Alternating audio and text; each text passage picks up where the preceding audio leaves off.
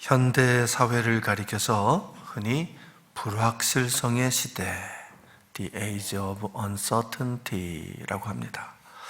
그러니까 확실한 것이 없는 시대라는 말이죠. 언제 어떤 일이 일어날지 아무도 장담할 수가 없는 참 불안한 시대라는 뜻입니다. 여러분, 사실 이 말은 1977년에 갈브레이스라고 하는 영국 학자가 쓴 책의 제목입니다. 그러니까 그때 1970년대부터 지금 50년 가까이 흘렀는데 계속해서 우리는 이 불확실한 세대, 불확실성의 시대를 살아가고 있는 거지요. 언제 어디서 어떤 일이 일어날지 모르는 불안한 시대, 불안한 세상을 살고 있는 겁니다.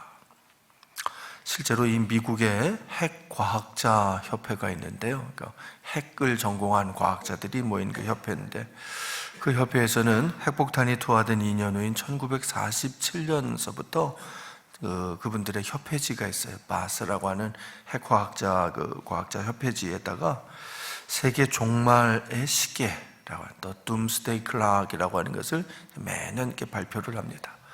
그러니까 자정이 세계 종말이 되는 시점으로 보고 자정으로부터 우리가 몇 분 남았나 이런 걸 발표를 하는 거지. 1947년부터 그걸 발표를 했는데 어떤 때는 6분, 어떤 때는 7분, 좀 안전될 때는 한 15분 이렇게까지도 난 적이 있어요.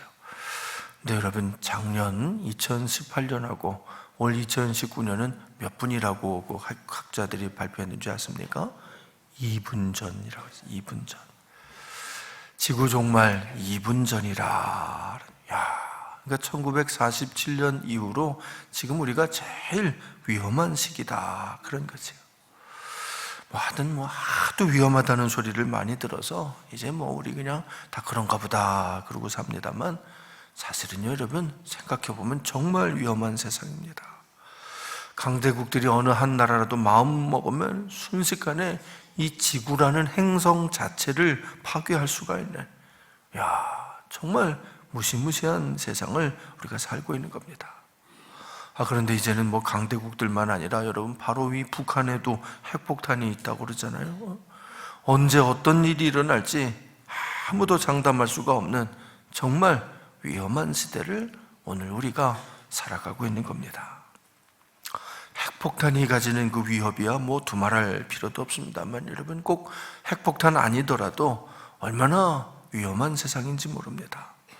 가까운 일본에서는요, 핵발전소가 침투되면서 하여튼 10년 가까이 엄청난 양의 방사능이 통제 불능의 상태로 쏟아져 나오고 있지 않습니까? 대기 오염은 크게 달해서 여러분, 그 오존층, 우리 이렇게 보호해주는 대기의 층이 있는데, 그 오존층에 우리가 상상할 수도 없는 엄청난 큰 크기의 구멍이 이미 나 있습니다. 북극에 있는 얼음들은 다 녹아가지고 여러분, 북극으로 이제는 백길이 열릴 정도로, 얼음이 녹아버리니까 백길이 다 새로 생길 정도가 됐다고 그래요. 환경오염이 얼마나 심한지 그 깊은 바닷속 심층 해양에 사는 그 물고기들까지도 잡아보면 그 뱃속에 플라스틱 조각들이 가득 들어있는, 플라스틱 조각으로 그 물고기가 죽어가고 있다고 그럽니다. 이런 이야기들은요, 이미 우리가 너무 많이 들어서, 하도 많이 들어서 이제는 무감각해질 정도가 되지 않았습니까? 그래서 학자들은 이 현대 사회를 가리켜서 불확실성의 시대를 넘어서서 초불확실성의 시대, 초불확실성, 하이퍼 언서턴티라고, 하이퍼 초불확실성의 시대다. 확실한 것이 정말 하나도 없는 시대라. 모든 것이 너무나도 불안한 시대. 하여튼 이건 믿을 만하다 하는, 믿을 수 있는 것이 아무것도 없는 시대라고 말을 합니다. 사실은 그런 시대를 가리키는 말이 포스트 모더니즘의 시대라는 그런 뜻입니다. 여러분, 포스트 모더니즘, 그런데 포스트라고 하는 것은 후기, 그 다음이라고 하는 뜻이고요. 모더니즘이라죠. 모더니즘의 후기. 그러니까 이 모더니즘이라고 하는 것이 전 세대까지 우리 사회를 지탱하던 그런 이성적인 생각을 이야기하는데, 그 모더니즘은요, 과학적으로 이렇게 입증이 되는 좀 합리적인 생각, 이성적인 생각을 하던 시기를 모더니즘 시대 그럽니다. 인본주의, 휴머니즘의 바탕 안에서 서로가 이렇게 좀 공존해가자는, 합리적으로, 과학적으로 생각하는, 그래서 서로 협력하는, 예측 가능한 사고를 하는 사람들이 살던 시대, 이게 모더니즘의 시대지요. 근데 지금은 그게 다 무너진 시대라는 거예요. 포스트 모더니즘. 모더니즘 이후인데, 모더니즘은 끝났는데, 근데 그 다음에 뭐가 올지는 아직 결정이 안 난 거죠. 그래서 포스트 모더니즘이라는 말은 뭐다라고 정의할 수가 없는, 하여튼 뭔가 모더니즘은 끝났는데 그 다음에는 뭐가 실체가 드러나지 않는 참 희한한 시대다, 그런 거지. 두 번의 세계적인 큰 전쟁을 겪으면서 여러분 또 이 자본주의 사회가 되다 보니까 하여튼 이게 무한 경쟁 시대 아닙니까? 그냥 아무도 믿을 수가 없는 거지요. 말 그대로 만인에 대한 만인의 투쟁, 모두가 모두를 대적하는, 모두와 모두가 경쟁하는 정말 무시무시한 시대가 열린 겁니다. 모더니즘은 무너지고 모더니즘 이후가 포스트 모더니즘이라는 뭐라고 정의할 수가 없는 너무 불안한 시대, 불확실한 시대가 열린 거지요. 그래서 언제 어디서 어떤 일들이 일어날지 아무도 예상할 수가 없는 초불확실성의 시대가 열린 것입니다. 사랑하는 성도 여러분, 그러니 얼마나 불안하십니까? 사는 게 얼마나 불안하고 두려우십니까?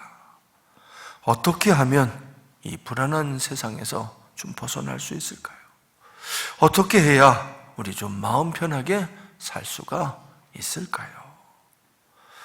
오늘 본문 말씀은 하박국 선지자가 쓰신 말씀의 일부지요. 여러분이 하박국 선지자는 남유다가 이스라엘이 망해가던 시기에, 그때 이제 예레미야 선지자가 활동하던 때인데 그 비슷한 시기에 함께 활동했던 선지자입니다.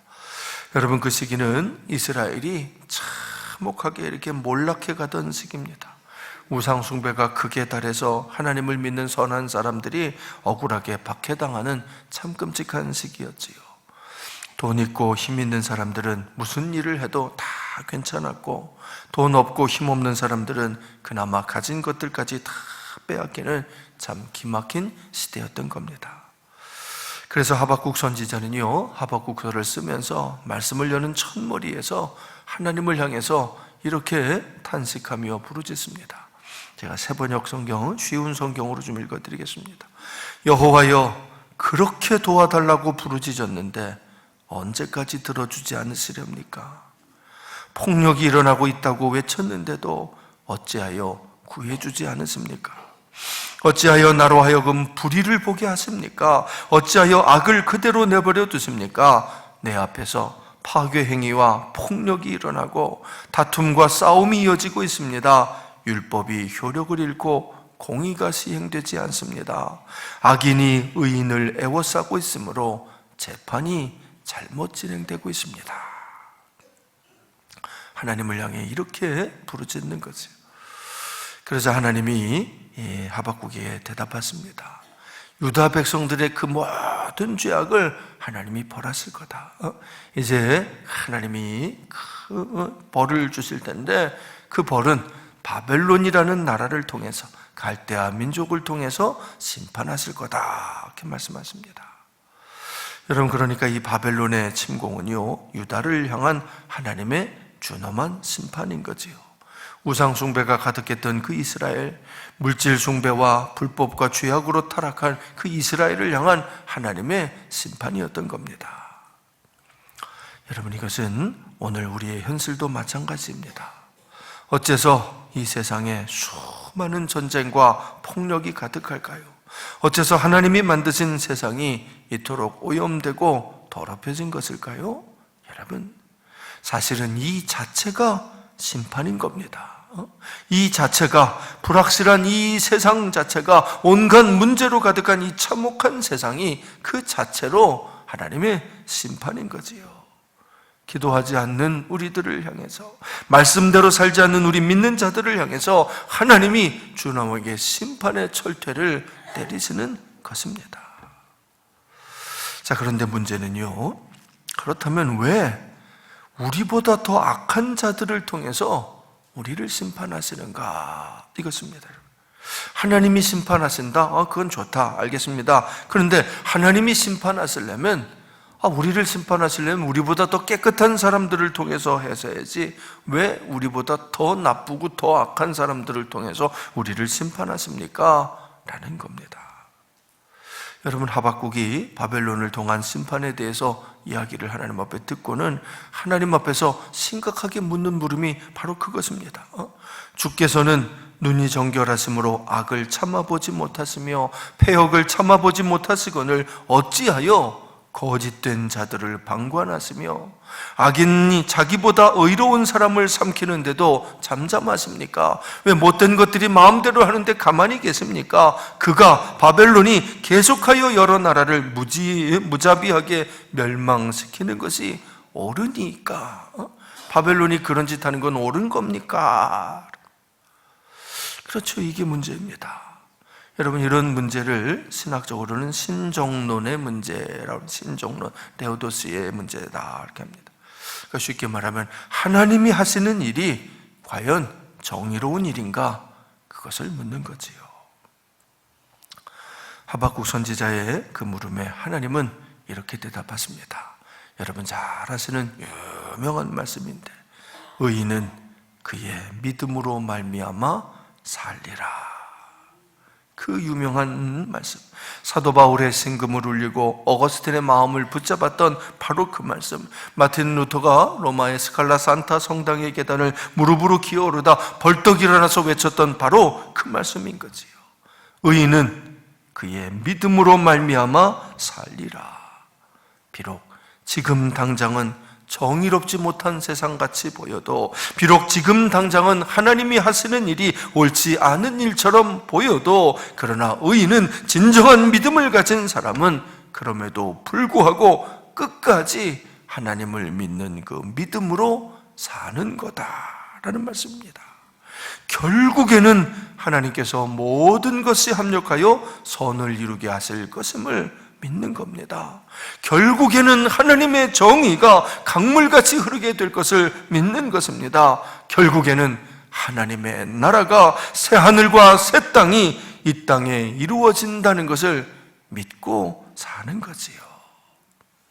여러분, 그게 믿음입니다. 성도는 바로 그 믿음으로 사는 겁니다. 여러분, 그게 신앙생활입니다. 그 믿음으로 이 불안한 세상을, 이 불확실한 세상을 담대하게 살아나가는 것입니다. 미당 서정주 시인의 시 중에 자화상이라는 시가 있지요. 애비는 종이었다. 밤이 깊어도 오지 않았다. 팥뿌리같이 늙은 할머니와 대추꽃이 한 주 서 있을 뿐이었다. 23해 동안 나를 키운 건 파라리 바람이다. 세상은 가도 가도 부끄럽기만 하더라. 어떤 이는 내 눈에서 죄인을 잃고 가고, 어떤 이는 내 입에서 천치를 잃고 가나 나는 아무것도 뉘우치지 않으련다. 일제시대 그 암울한 시기를 살아가면서 담담하게 자신의 신분을 노래하는 위대한 시인의 고백입니다.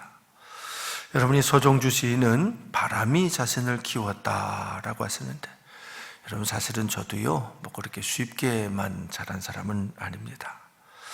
우리 부모님들이 사시는 곳은 동두천이라는 곳입니다. 지금은 동두천 가보면 많이 좀 좋아졌습니다만, 저 어렸을 때 예전에는 형편없는 곳이었습니다. 우리 부모님들은 동두천이 고향이신 분들은 아닙니다. 그냥 어찌 하다 보니까, 먹고 살려다 보니까 밀려서 거기까지. 우리 아버지가 예전에 그 미군 부대 취직하시게 돼서 이제 동두천 가시게 된 거지. 사실 여러분, 이 동두천에 사는 사람들이 대부분 그런 분들입니다. 동두천에 사는 사람들하고 얘기를 나눠보면 마음에 이 응어리진 것들이 느껴져요. 한이 있습니다. 저도 동두천 출신이라서 잘 압니다. 아무튼 우리 부모님도 지금부터 한 50여 년 전에, 그때 이제 결혼하시고 몇 년 안 되고 제가 아주 어렸을 때인데, 그런 시절에 이제 먹고 살려고 어찌 하다 보니까 기지촌, 그때 이제 동두천이 기지촌이었습니다. 기지촌이라고 불리는 그곳에 가시게 된 거죠. 그때는 우리 부친은 아직 교회를 다니시기 전이었습니다. 뭐 지금이야 이제 장로님, 다 은퇴하신 원로 장로님이십니다만 아직도 뭐 동두천에서는 나름대로 유명한 신앙이십니다만은 그때는 뭐 그렇지 않았어요. 신앙은커녕 하여튼 이 어른이 술을 한 잔 잡수셨다 하면 하여튼 온 동네가 다 뒤집어지는 그런 좀 암담한 분이 있었습니다. 거기다가 간혹 노름도 하시는 그런 분이 있었죠. 뭐 그러니 우리 어머님 사실은 게 말이 아니었어요. 월급 받아가지고 집에 가셔주시는 게 별로 없는 거죠. 다 노름으로 술값으로 그날. 그러니까 그때가 제가 한 서너 살 뭐 이렇게 어릴 때인데 우리 어머니가 아들 낳아놓고 이게 아직 동생들도 낳기 전인데 먹을 게 없었대요. 그래서 나를 굶길 수가 없어서 그때 여러분 그 남의 밭에 가면 농사짓고 다 버리고 간 거, 버려진 배춧잎들 혹은 뭐 무청 이런 거 그거 주워다가 끓여서 저렇게 먹이셨다고 그래요. 알고 보면 저도 참 불쌍하게 큰 사람입니다. 아무튼 뭐 이렇게 어떻게든 살아보시려고 어머니가 이제 친정에 가셔서 외갓집 가셔가지고 돈을 좀 빌렸다가 그 동두천에서 미장원을 이렇게 시작을 하셨대요. 그때 우리 어머님이 미장원을 시작하셨던 곳이 그 동두천에 있는 보산리, 지금은 이제 보산동이라는 곳입니다. 여러분 그 보산리는요 미 이사단 그 정문 바로 앞에 있는 동네입니다. 근데 그때는, 지금은 뭐 그런 분들이 별로 안 계십니다만 이 미군들에게 몸을 파는 양색시들이 참 많이 있었습니다. 지금도 뭐 그 동두천 금 분위기는 크게 달라지지 않았습니다만 그때 그 동네 그 보산리에는 한 집 걸로 하나씩 미군들 다니는 그 술집이 있었습니다. 그 미군 술집을 클럽이라고 그래요. 우리나라는 이 클럽 문화가 뭐 홍대 앞에 생긴 지 이제 얼마 안 되고 그렇다고 젊은이들이 그러는데 나는 어렸을 때부터 클럽 다 보고 컸어요. 50년 전부터 클럽 거기 있었습니다. 아무튼 뭐 그 동네에서 미장원을 시작을 하신 건데 그러다 보니까 손님들은 뭐 대부분 다 양색시들이었죠. 그러다가 한 아가씨를 알게 되었는데 그 이야기를 들어보니까 세상에 그 아가씨가 양색시 생활하기 전에는 교회를 다니던 분이라는 거예요. 그것도 장로님 딸이라는 겁니다. 장로님 딸인데 그때 우리 뭐 해방 끝나고 6.25 끝나고 그 어려운 시기니까 먹고 살려고 어떻게 하다 보니까 이제 거기까지 오게 된 거지요. 근데 이제 새벽마다, 그때 새벽종 칠 때 아닙니까? 새벽마다 새벽종을 덩그렁덩그렁 들려오는데 그 소리를 들으면 그냥 몸부림을 치면서 눈물을 흘리는 거지요. 교회가 가고 싶어서, 나도 저기 가서 같이 기도하고 싶어서. 근데 뭐 복장이나 몸이나 술 먹고 뭐 이러고 있는 그런 그 현실 속에선 도저히 갈 수가 없다는 겁니다. 새벽마다 울고 있다는 그 얘기를 우리 어머님이 듣고는 거기서 용기를 내셨어요. 우리 그러지 말고 같이 교회 가자는 겁니다. 교회가 누구든지 가도 되는 거지 뭐 양색씨는 오지 말라고 어디 써붙였냐고, 그런 법이 어딨냐고 그런 거지. 그래서 하여튼 뭐 그분을 이제 처음 데리고 갔는데, 데려가려면 교회가 난리가 났겠죠. 뭐 어디 저런 사람이 왔냐고 뭐 이제 그랬겠지만, 그래도 우리 어머니가 그냥 가늠하다가 현장에서 붙잡힌 여자도 우리 주님은 용서해 주시는데, 먹고 사느라고 이런 일을 한다고 그래서 우리 주님이 마다하실 리가 있겠냐? 당신들 죄 없으면 죄 없는 사람이 돌을 던지라고 뭐 이러시면서 아주 담대하게 이제 그분을 데려가셨습니다. 그게 양색시 선교의 시작이었습니다. 그렇게 해서 이제 한 사람 한 사람 전도하시기 시작을 했는데 놀라운 역사가 나타났습니다. 그렇게 우리 어머니가 한 30년이 넘도록 그 동두천 보산리 한복판에서 양색시들에게 복음을 전하다 보니까 여러분, 양색시들이 새 사람 되어서 구원받은 사람이 몇백 명, 수백 명이 됩니다. 그 중에 집사님 되신 분들 뭐 수십 명 뭐 되고 권사님들도 뭐 수두룩합니다. 엄청난 일을 이루어내신 거지요. 물론 그게 뭐 하루아침에 다 된 건 아니면 그 과정에 뭐 이야기 들어보면 이루 말할 수 없는 어려움들이 있었지요. 자, 그런데 정말 놀라운 것은요, 우리 어머님이 그렇게 주의 일에 매달리니까 우리 주님이 어머니의 다른 건 다 책임을 져주시더라는 겁니다. 그 술 좋아하시는 우리 아버지, 여러분 우리 장로님들 우리 부친 다 아시는데 기골이 장대하세요. 그 연세인데도 키가 거의 1m 80 가까이 되시는 기골이 장대하시고, 하여튼 또 고집은 얼마나 세신지, 하여튼 누구 말도 듣지 않고 누구도 꺾을 수가 없는 그런 어른인데, 그분이 어느 날 갑자기 교회를 가겠다고, 그래서 어머니 따라서 교회를 나오기 시작하는 거예요.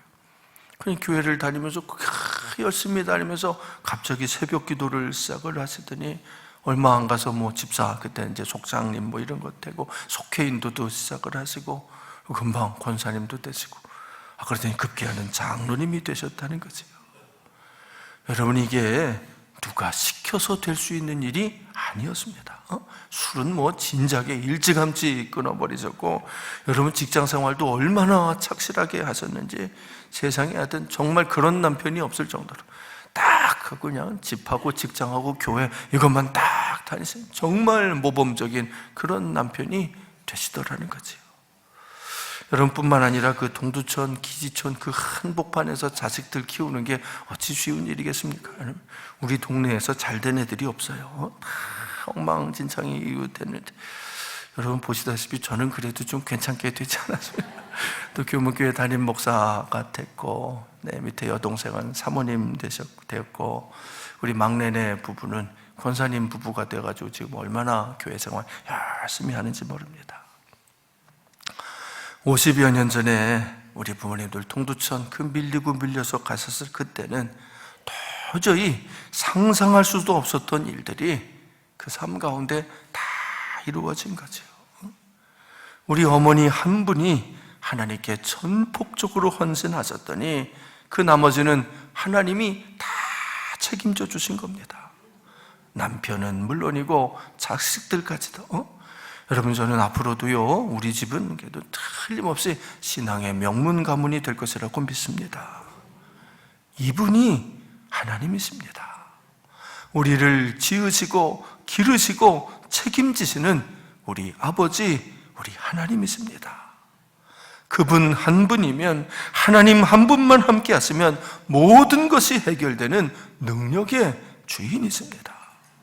그래서 오늘 하박국 선지자가 담대하게 외치는 겁니다. 비록 무화과 나무가 무성하지 못하며 포도나무에 열매가 없으며 감람나무에 소출이 없으며 밭에 먹을 것이 없으며 우리의 양이 없으며 외양간에 소가 없을지라도 나는 여호와로 말미암아 즐거워하며 나의 구원의 하나님으로 말미암아 기뻐하리로다. 주 여호와는 나의 힘이시라. 나의 발을 사슴과 같게 하사 나를 나의 높은 곳으로 다니게 하시리로다. 예전에 어떤 목사님들 모임에서 나병 걸리셨던 나환자들이 모여 사는 소록도에 위문을 가진 적이 있었다고 합니다. 가보니까 이 소록도에 계시는 분들이 병은 다 나셨습니다만 그 후유증들이 참 끔찍하거든요. 눈이 안 보이시는 분 많고, 손가락, 발가락 다 떨어져 나가고, 심지어 코가 물러지고 입이 다 없어진 그런 분들도 많아요. 그러니까 그런 분들을 이렇게 앞에다 두고 예배를 이렇게 드리는 거죠. 그분들에게 말씀을 전하고, 마지막에는 그 머리에다가 이렇게 손을 얹고 안수 기도를 해주셔야 되는데, 근데 목사님들이 도대체 뭐라고 이분들을 축복을 해야 될지 아무 생각이 안 나더라고요. 축복 기도를 해주기는 해줘야 되겠는데 너무 참혹한 모습에 할 말을 다 잃으신 거지. 아무튼 그렇게 이제 예배를 다 마치고 났는데 그 중에 한 분이 오셔가지고는 멀리서 오셨나 봐요. 여기까지 와주셔서 감사합니다. 그렇게 말씀하시면서 환하게 웃는데 그 말씀 한마디, 그 감사하다는 그 말씀 한마디가 목사님들, 그 사모님들 가슴에 그냥 콱 메어오더래요. 아니, 이 와중에도 이렇게 비참하게 살면서도 그래도 감사하다는 그 말이 정말 가슴에 탁 맺히더라는 거지. 그와 동시에 그동안 우리는 얼마나 많이 불평하면서 살았는지, 얼마나 많이 원망하면서 살았는지, 입으로는 목회하시는 분들이 다 감사합니다라고 말은 했지만 실제로는 전혀 감사하지 않고 살았던 그 삶을 크게 회개하시게 되더라는 거지요. 자, 그런데 그렇게 다 마치고 마지막 돌아가려고 그러는데 그곳에서 다 사역하시는 담당 전도사님이 목사님들에게 이런 말을 하시더래요. 여러분은 인간의 마지막 섬 소록도에 오셨습니다. 그러나 여기가 끝이 아닙니다. 진짜 마지막 섬이 또 있습니다. 그곳에 가보시겠습니까? 아니, 소록도보다 더한 섬이라니. 목사님들이 깜짝 놀라서 아니, 그게 어떤 섬입니까? 라고 물으셨대요. 그러자 그 전도사님이 빙그레 웃으시면서 하시는 말씀이 그 섬의 이름은 찌라도입니다. 찌라도. 여러분, 찌라도를 아십니까? 비록 무화과 나무가 무성하지 못하며 포도나무에 열매가 없으며 감람나무에 소출이 없으며 밭에 먹을 것이 없으며 우리의 양이 없으며 외양간에 소가 없을지라도, 외양간에 소가 없을지라도 나는 여호와로 말미암아 즐거워하며 나의 구원의 하나님으로 말미암아 기뻐하리로다. 그찌라도 아무것도 가진 것이 없을지라도, 손이 다 떨어져 나가고 발이 떨어져나가고 코가 없을지라도, 그래도 하나님만 함께 하시면 나는 기뻐할 수 있다라고 노래하는 그찌라도를 아십니까? 불확실성의 시대입니다. 이제는 초불확실성, 하이퍼 언서턴티의 시대입니다. 모든 것이 다 불안하고 언제 어디서 어떤 일이 일어날지를 아무도 장담할 수가 없는 포스트 모던의 시대입니다. 그러나 여러분, 염려하지 마십시오. 세상이 아무리 불안해도 하나님만 우리와 함께 하시면 우리는 안전합니다. 그렇습니다. 하나님이 함께 하시면, 하나님이 우리 곁에 계시면 우리는 가장 안전합니다. 어린아이가 살아가려면 많은 것들이 있어야 합니다. 먹을 것도 있어야 되고, 입을 것도 있어야 되고, 집도 있어야 되고, 장난감도 있어야 되고, 하여튼 애 하나 키우려면 많은 것들이 있어야 되지요. 그래야만 아이가 제대로 자랄 수 있습니다. 하지만 여러분, 그런 거 다 없어도 오직 한 사람, 엄마만 있으면 다 해결됩니다. 그렇습니다. 엄마만 있으면 먹을 것도 입을 것도 집도 학교도 다 해결되는 거지요. 우리도 마찬가지입니다. 우리가 인생을 살려면 정말 많은 것들이 있어야 되지요. 돈도 있어야 되고, 집도 있어야 되고, 안정된 직장도 있어야 되고, 나라와 민족도 있어야 되고. 하여튼 불확실성의 시대라는 것은 이 모든 것들이 확실치 않다는 그런 뜻이겠지요. 그러니까 너무너무 불안하다는 것일 겁니다. 그러나 여러분, 우리에게는 하나님이 계십니다. 그렇습니다. 우리를 너무너무 사랑하시는 우리 아버지, 우리 하나님이 계십니다. 그러니 두려워하지 마십시오. 그러니 염려하지도 마십시오. 하나님이 다 책임져 주실 것입니다. 나는 여호와로 말미암아 즐거워하며 나의 구원의 하나님으로 말미암아 기뻐하리로다. 주 여호와는 나의 힘이시라. 나를 나의 높은 곳으로 다니게 하시리로다. 다음 주일은 추수감사절입니다. 올 1년을 우리와 함께 하신 하나님께 진심으로 감사를 드리는 주일입니다. 여러분, 오늘 주보와 함께 여러분에게 헌금 봉투를 나눠드렸는데 단순히 돈 가져오라는 그런 뜻이 아닙니다. 그 봉투를 한 주 전에 미리 드리는 이유는 이 한 주간 많이 기도하시면서 그 봉투에 여러분이 깨달은 감사의 마음을 담아오시라는 그런 뜻입니다. 그렇습니다. 우리 하나님, 우리 아버지, 이 불안한 세상에서 우리를 지켜주시는 가장 확실한 분, 가장 믿을 수 있는 그분이 나와 함께 하신 것이 믿어지시거든, 그리고 그분이 나와 함께 하실 것이 믿어지시거든, 진심으로 그 마음의 감사를 고백하며 그 마음을 거기에 담아오십시오. 그래서 다음 주일은 그 마음을 하나님 앞에 올려드리고 그 앞에서 정성을 다해서, 진심을 다해서 온전한 감사의 제사를 올려드리는 우리 교문교회, 우리 복받은 성도님들이 다 되시기를 주의 이름으로 축원드립니다. 우리 함께 기도하겠습니다.